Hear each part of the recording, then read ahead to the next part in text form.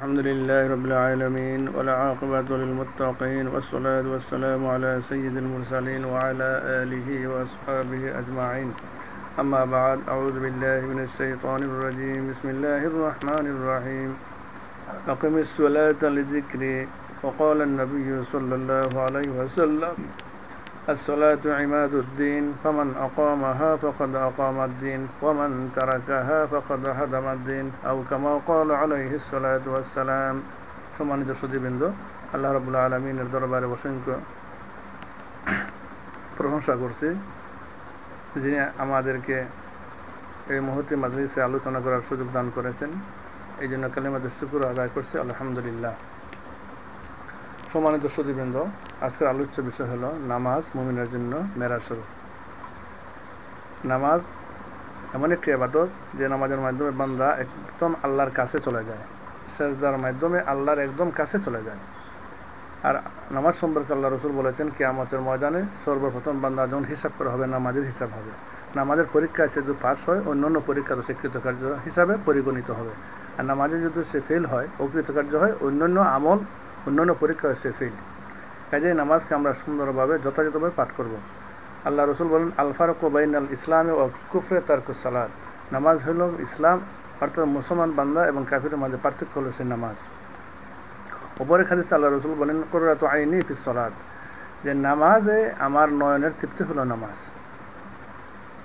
এই জন্য আল্লাহ রাসূল বলেছেন, আস-সালাতু মি'রাজুল মুমিনিন, মুমিনদের জন্য মেরাজ হলো নামাজ। আল্লাহ রাসূল সপ্তম আকাশ পাড়ি দিয়ে, চন্দ্র সূর্য গ্রহ নক্ষত্র পাড়ি দিয়ে, সিদরাতুল মুনতাহা পাড়ি দিয়ে আল্লাহ রাব্বুল আলামিনের সাথে সাক্ষাৎ হয়েছিল মেরাজে। সেখান থেকে উপহার স্বরূপ সেই নামাজ দিয়েছিলেন আল্লাহ রাব্বুল আলামিন তার হাবিবকে, আর সেই নামাজ আমরা পেয়েছি। আর আব্দুল্লাহ ইবনে আব্বাস রাদিয়াল্লাহু আনহু থেকে বর্ণিত, রাসূল সাল্লাল্লাহু আলাইহি ওয়াসাল্লাম ইরশাদ করেন, এক সময় হলো জিবরাইল এসে বললেন, হে আল্লাহর রাসূল, আল্লাহ পাক আপনাকে সালাম দিয়েছেন এবং এরশাদ করেছেন, কোনো বান্দা যখন নামাজের জন্য আল্লাহ পাকের দরবারে দণ্ডায়মান হয়, আল্লাহু আকবার বলে, তখন আমার এবং বান্দার মধ্যে পর্দা সরিয়ে নেওয়া হয়। যখন বান্দা বলে আলহামদু, অর্থাৎ সমস্ত প্রশংসা আল্লাহ তাআলার জন্য, তখন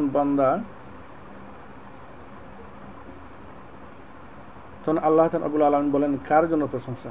তখন সে নামাজি ব্যক্তি বলে লিল্লাহ, অর্থাৎ আল্লাহর জন্য। তখন আল্লাহ পুনরায় জিজ্ঞাসা করেন, মানিল্লাহ, অর্থাৎ আল্লাহকে, তার পরিচয় কি? তখন নামাজি ব্যক্তি বলে রাব্বিল আলামিন, অর্থাৎ বিশ্ব প্রতিপালক যিনি, তিনি আমাদের প্রতিপালক। তখন আল্লাহ পাক জিজ্ঞাসা করেন, ওমার রাব্বুল আলামিন, অর্থাৎ বিশ্ব প্রতিপালককে? তখন বান্দা আরজ করে আর রহমানির রহিম, অর্থাৎ পরম করুণাময়, অতি দয়ালু। তখন আল্লাহ পাক আবার প্রশ্ন করেন, ওয়া মানির রহমানির রহিম, অর্থাৎ কে পরম করুণাময়, অতি দয়ালু? তখন বান্দা বলে মালিক ইয়াউমিদ্দিন, যিনি বিচার দিনের মালিক। তখন আল্লাহ পাক ইরশাদ করেন, হে আমার বান্দা, আমি বিচার দিনের মালিক। তখন বান্দা আরজ করে ইয়্যাকা না'বুদু ওয়া ইয়্যাকা নাস্তাঈন, আল্লাহ, আমরা তোমার ইবাদত করি, তোমার কাছে আমরা সাহায্য চাই, শুধু তোমারই বন্দেগী করি, শুধু তোমার নিকট সাহায্য প্রার্থনা করি। তখন আল্লাহ পাক বলেন, হে আমার বান্দা, তুমি আমার কাছে সাহায্য প্রার্থনা করো। তখন বান্দা বলে ইহদিনাস সিরাতাল মুস্তাকিম, হে আল্লাহ, আমাকে সহজ ও সরল পথ তুমি আমাকে দেখাও, আমাদেরকে সরল সোজা পথ দেখাও। আল্লাহ পাক বলেন, সহজ সরল পথ কোনটি, যা তুমি চাও? তখন বান্দা বলে, যে পথের উপর তোমার নবীগণ, সিদ্দিকগণ, শহীদগণ, সালিহিনগণ চলে গেছেন, যাদের উপর তোমার নিয়ামত বর্ষিত হয়েছে, তাদের উপর চালাও। তখন আল্লাহ রাব্বুল আলামিন বলেন, হ্যাঁ, আমি তোমার আবেদন কবুল করলাম, মঞ্জুর করলাম। বান্দার সাথে সাথে আরেকটা বলে গায়রুল মাগদুবি আলাইহিম ওয়ালাদ-দাল্লিন, হে আল্লাহ, এই পথে আমাকে চালাইও না, যে পথে তোমার বান্দারা পথভ্রষ্ট হয়েছে, গুমরাহ হয়েছে। কাজে সূরাতুল ফাতিহার মধ্যে আল্লাহ রাব্বুল আলামিন এবং বান্দার মধ্যে কথোপকথন, ডায়লগ হয়, ডিসকাস হয়। আল্লাহ রাব্বুল আলামিন প্রতিটা আয়াতের জবাব দিয়ে থাকেন। আল্লাহ রাব্বুল আলামিন বলেন, আমি তাকে আমার অনুগ্রহপ্রাপ্ত বান্দাদের অন্তর্ভুক্ত করলাম, পথভ্রষ্টদের নয়। তখন বান্দা বলে আমিন, তখন ফেরেশতারা বলে আমিন। তখন আল্লাহ রাব্বুল আলামিনের দরবারে সেই দোয়া ডাইরেক্ট কবুল হয়ে যায়। সম্মানিত সুধীবৃন্দ, আপনাদের সামনে যে কোরআন শরীফের আয়াত পাঠ করেছিলাম, আকিমিস সালাতা লিযিকরি, আল্লাহ বলেন আমার স্মরণার্থে তোমরা নামাজ কায়েম করো।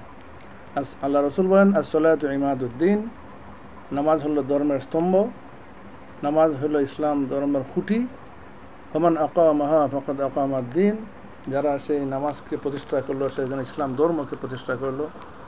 ওমান তারাকাহা ফাকাদ হাদামাদ-দ্বীন, আর যারা নামাজকে ত্যাগ করলো সেজন্য ইসলাম ধর্মকে ত্যাগ করলো, ইসলাম ধর্মকে ধ্বংস করলো। কত বড় হুমকি! তাই আসুন আমরা যাতে এই ক্রোধের শিকার না হই, আমরা যাতে যথাযথভাবে সেই নামাজের প্রতি আমরা যত্নবান হই।